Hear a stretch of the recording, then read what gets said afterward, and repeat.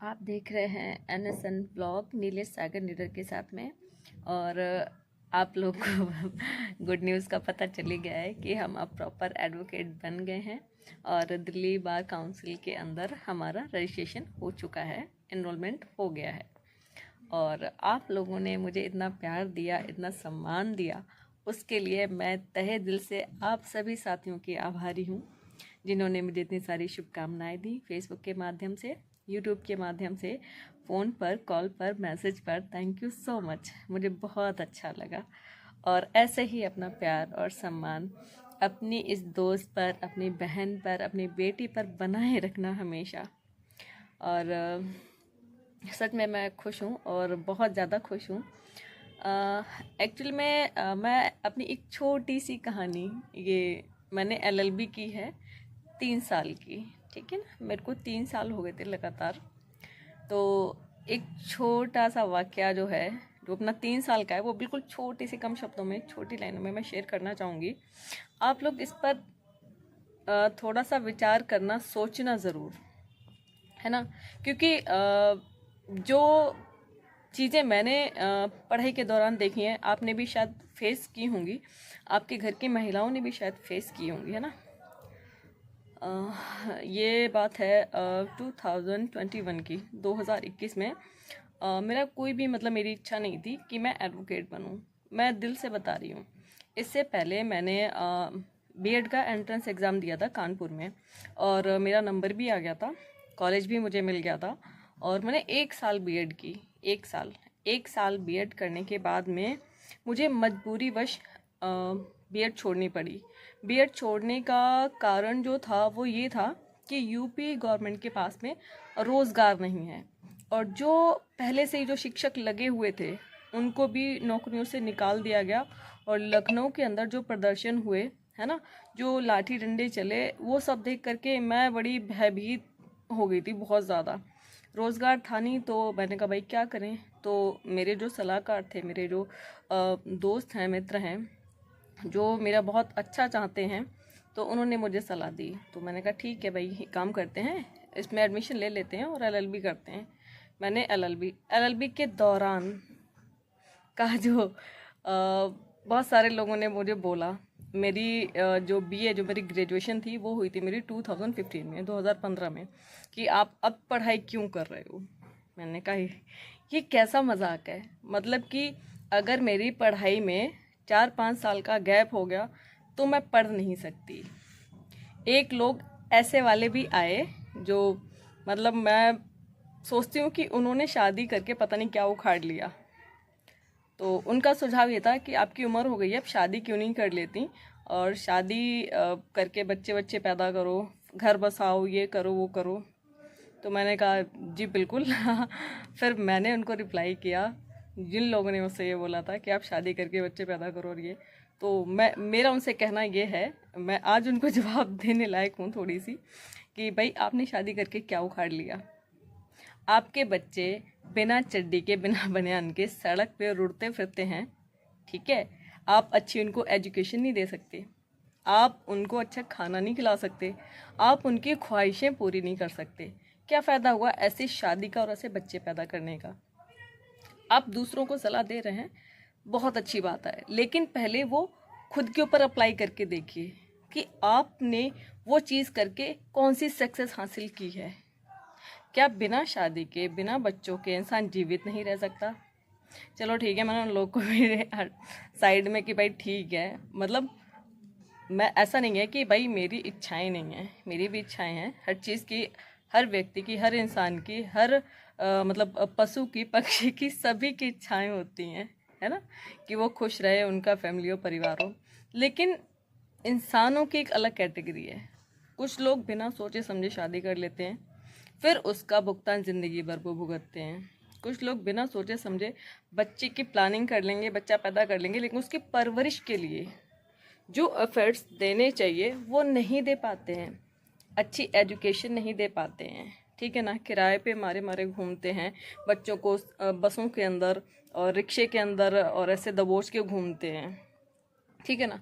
तो मैं सच में, मैं मतलब मेरी ऐसी सोच है कि मैं जब शादी करूं, जब मेरे पास खुद की प्रॉपर्टी हो, मेरे पास खुद का इतना पैसा हो कि कम से कम भाई शादी होते बच्चे होते देर नहीं लगती, तो मैं कम से कम उसके लिए इतना तो हो ना कि वो अगर कुछ बोले कि भाई मम्मा पापा मेरे को ये चीज़ चाहिए, तो वो तुरंत हाजिर हो उसके सामने। ये नहीं कि यार सोच रहे हैं यार हमने बचपन में, हमारा बचपन जो बीता है, हम कोई बहुत प्रिविलेज फैमिली से नहीं थे, हम बहुत अमीर फैमिली से नहीं थे। हमने अपनी इच्छाओं के साथ में बहुत कंप्रोमाइज़ किया है, बहुत कंप्रोमाइज़ किया है कि कोई चीज़ पसंद आ गई, हमारे मदर फादर नहीं थे उस लायक दिलाने लायक, हमारी नहीं कैपेसिटी थी कि हमें प्राइवेट स्कूल में या बहुत अच्छी एजुकेशन मिले, हम सरकारी स्कूल के पढ़े हुए हैं भाई, ठीक है ना। तो हम नहीं चाहते कि जो हर चीज़ के लिए, खाने को लेकर, एजुकेशन को लेकर, कपड़ों को लेकर, हर चीज़ के लिए हमने कंप्रोमाइज़ किया है, वो फ्यूचर में हमारी आने वाली पीढ़ी करे। इससे बढ़िया तो शादी ना ही करें, बच्चे नहीं करें तो अच्छा है। अगर आप सक्सेस नहीं हो, चाहे वो महिला हो चाहे वो पुरुष हो, मैं ये बात कहना चाहूँगी, जो मैंने 3 साल तो छोड़िए, मैंने अभी तक जो फील किया है, ठीक है ना, कि लोग कह तो देते हैं, खुद उन्होंने क्या किया अपनी लाइफ में। हर महिला को, हर पुरुष को जब तक कि वो सक्षम नहीं होता, उसे शादी नहीं करनी चाहिए। ना अपनी ज़िंदगी ख़राब करो, ना दूसरे की ज़िंदगी ख़राब करो। इसे मैं ज़िंदगी ख़राब करने कहूँगी। आप अपनी वाइफ के लिए अच्छे कपड़े नहीं ला सकते, उसकी ख्वाहिशें पूरी नहीं कर सकते, लानत है आप पर। आप दूसरे को ये सलाह कैसे दे सकते हो कि आप शादी कर लो, आप शादी क्यों नहीं कर रहे हो? अरे भाई मेरी लाइफ है, मैं अपना कमा के खा रही हूँ, मैं आपका नहीं खा रही हूँ। आप मेरे को कमा के नहीं खिला रहे हो। आप अपनी बीवी को खिलाएं, अपने बच्चों को खिलाएं, ठीक है ना, अपने माता पिता को कमा के खिलाएं।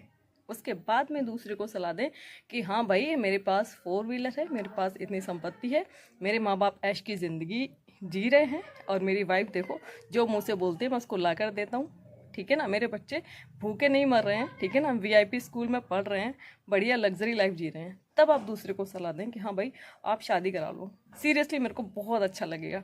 देखो सलाह भी उसकी मानी जाती है ना जो लाइफ में सक्सेस हो, ठीक है, जिसने सक्सेस देखी हो, ठीक है। लेकिन ये जो है ना, मतलब कुछ रिश्तेदार और कुछ अपने दोस्त, जो जिनको मैं कहूँगी जिन्होंने अपनी लाइफ में कुछ नहीं उखाड़ा होता है वो लोग सलाह देने आ जाते हैं, ठीक है भाई, कोई दिक्कत नहीं है, आपकी सलाह भी मानेंगे, ठीक है, मैं इस चीज़ के लिए कोई बुरा नहीं मान रही हूँ, लेकिन वो समय आएगा तब, ठीक है। और पढ़ाई के लिए, ठीक है, कोई उम्र नहीं होती है कि हाँ भाई अगर 4 साल का गैप आ गया, 5 साल का गैप आ गया, ठीक है ना, तो आप पढ़ नहीं सकते हैं।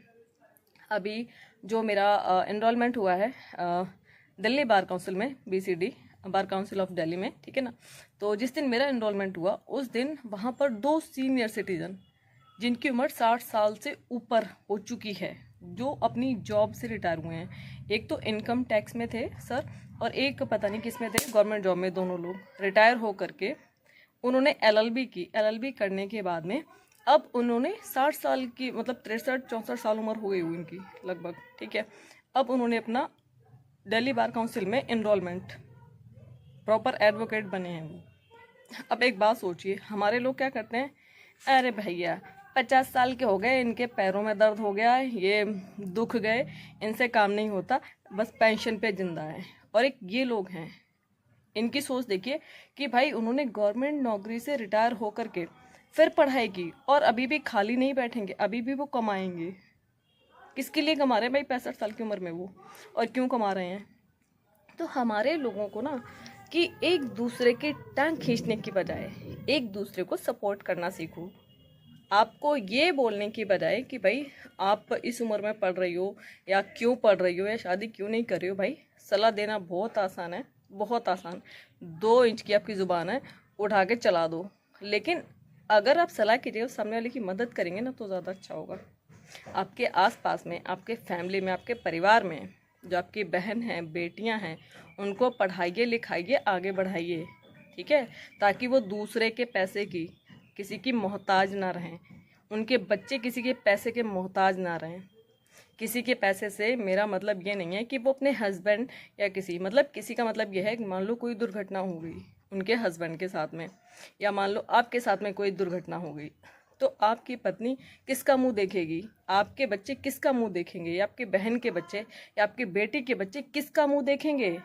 एक एक चीज़ के लिए आप उस दर्द को समझिए और महिलाओं को आगे बढ़ाने पर जोर दीजिए। और भाई साहब, मेरी ये बात जो है किसी को बुरी लगे तो भाई मैं कान पकड़ के सॉरी बोलती हूँ, सीरियसली, लेकिन बोलूँगी वही जो सच है। किसी को अपशब्द कहना ये मेरे हक में नहीं है, बिल्कुल मैं बोलना भी नहीं चाहती। लेकिन पता है क्या है कि आप मतलब दूसरों को, मैं नहीं, मतलब किसी भी लड़की को, किसी भी महिला को, किसी को भी सलाह देने से पहले खुद को वहाँ पर रखिए और खुद उस दर्द को, उस चीज़ को महसूस कीजिए कि ये इंसान किस इस स्थिति से गुजर रहा है, इसकी कंडीशन क्या थी, इसके परिवार की हालत क्या थी, और आज अगर ये स्ट्रगल कर रहा है, आगे बढ़ रहा है, तो मैं इसको बीच में पिंच क्यों करूं? चाहे वो महिला हो, चाहे वो पुरुष हो, कोई भी हो। मेरा पूरा परिवार, जो कि सबको यही एक ही चीज़ पड़ी हुई है, मेरे पूरे ख़ानदान को, कि मैं शादी क्यों नहीं कर रही हूँ। यार आपको शादी करनी है ना, हर लड़के को, हर लड़की को शादी करनी है ना भाई, सक्सेस सक्सेस सक्सेस से शादी करो भाई, ठीक है ना।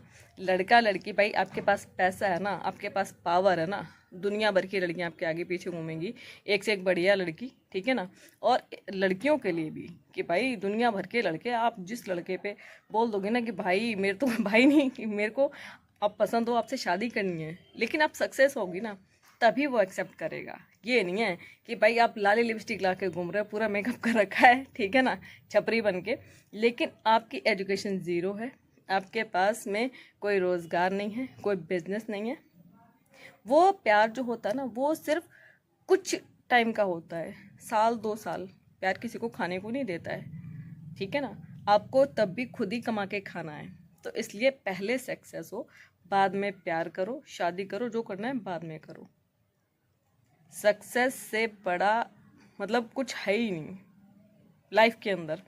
और कुछ लोग कहते हैं कि नहीं भाई आप साध्वी बन जाओ, या बौद्ध भिक्षु बनते हैं क्या, भंतनी इस टाइप से बौद्ध धर्म अपना लो। देखिए धर्म को लेकर, किसी भी धर्म को लेकर मेरा अपना कोई ओपिनियन नहीं है, मैं सच बताऊं। मेरा सिर्फ ये कहना है कि मैं बुद्ध हूँ, क्योंकि गौतम बुद्ध ने एक लाइन कही है बड़ी अच्छी, अपा दीपो भव, है ना, अपना दीपक स्वयं बनो। तो भाई मेरा ये ब्रेन है वो प्रॉपर काम कर रहा है, मैं अपनी लाइफ पर, अपनी फैमिली पर प्रॉपर फोकस कर रही हूँ, उनके लिए काम कर रही हूँ, खुद पर काम कर रही हूँ, लगातार पढ़ाई भी कर रही हूँ, ठीक है ना। और अपने घर की और जो भी मेरे मित्र लोग हैं उनकी समस्याओं को भी सुलझा रही हूँ, चीज़ें कर रही हूँ मैं प्रॉपर, ठीक है ना। बुद्ध बनने का मतलब है खुद के बारे में जानना, खुद का विकास करना, साथ साथ में अपने समाज का भी विकास करना, वो है बुद्ध। आप लोग मुझे सलाह दे रहे हैं बौद्ध बनने की, ठीक है, मैं कटोरा हाथ में नहीं पकड़ सकती, क्योंकि अभी यंग एज है, अभी हमारी मेहनत करने की उम्र है, कुछ कर गुजरने की उम्र है। अभी इस उम्र में मैं मतलब भंतनी बन के क्या करूँगी, क्योंकि इंडिया के अंदर बहुत सारी चीज़ें चल रही हैं जो मैं धर्म के ऊपर नहीं बोलना चाहूँगी, लेकिन मुझे धर्म के नाम पर जो ठगा जाता है लोगों को, मेरे को नहीं पसंद है। किसी भी धर्म के नाम पर, मैं हर धर्म की बात कर रही हूँ, और सबसे ज़्यादा महिलाओं का शोषण होता है धर्म के नाम पर, और सबसे ज़्यादा महिलाओं को ठगा जाता है। तो ये मेरी लाइफ के एक्सपीरियंस हैं, जो बीच बीच में लोग मुझे पिंच करते रहे, बोलते रहे, तो आज मैंने अपनी मेहनत से, अपनी पढ़ाई से, ठीक है ना, उनको एक छोटा सा जवाब दिया है, ठीक है, एक छोटा सा जवाब। और मुझे बहुत अच्छा लगा कि वो लोग जिन्होंने मुझसे ये सब बातें कही थी, आज वो लोग भी खुश हैं, उन्होंने भी बधाइयाँ दी हैं, और मैं उनका भी शुक्रिया करती हूँ। लेकिन भाई लोग, मेरे प्यारी बहनों, ठीक है, किसी को भी ये चीज़ें मत बोलिए, ठीक है, मत बोलिए। क्या पता कि सामने वाला व्यक्ति किस स्थिति से गुजर रहा है, आपको उसके घर का हाल नहीं पता है, आपको उसके दिल का हाल नहीं पता है। तो सलाह देने से अच्छा है कि साथ दें सामने वाले का, मैं हूँ या कोई भी है, ठीक है ना। और मेरा भी साथ दिया है जिन लोगों ने, उनके लिए मैं दिल से शुक्रगुजार हूँ। और आगे में मैं फ्यूचर में भी लगातार पढ़ाई करूँगी, मेहनत करूँगी, और आगे भी इससे भी मैं चाहती हूँ कि इससे भी कुछ बड़े रिजल्ट मैं लेकर के आऊँ, और अपने समाज की बहन बेटियों की भी मैं हेल्प करूँ, उनके लिए भी मैं कुछ करूं, ऐसा मैं सोच रही हूं, और थोड़ा थोड़ा मैं कोशिश भी कर रही हूं, उस चीज़ पे वर्क चल रहा है कंटिन्यू, है ना। लेकिन हर चीज़ को करने के लिए ना समय चाहिए होता है, तो जब सही समय होगा, ठीक है ना, तो वो चीज़ें भी मैं रिवील करूँगी और शेयर करूँगी आपके साथ में। और सभी साथियों को एक बार फिर से तहे दिल से धन्यवाद।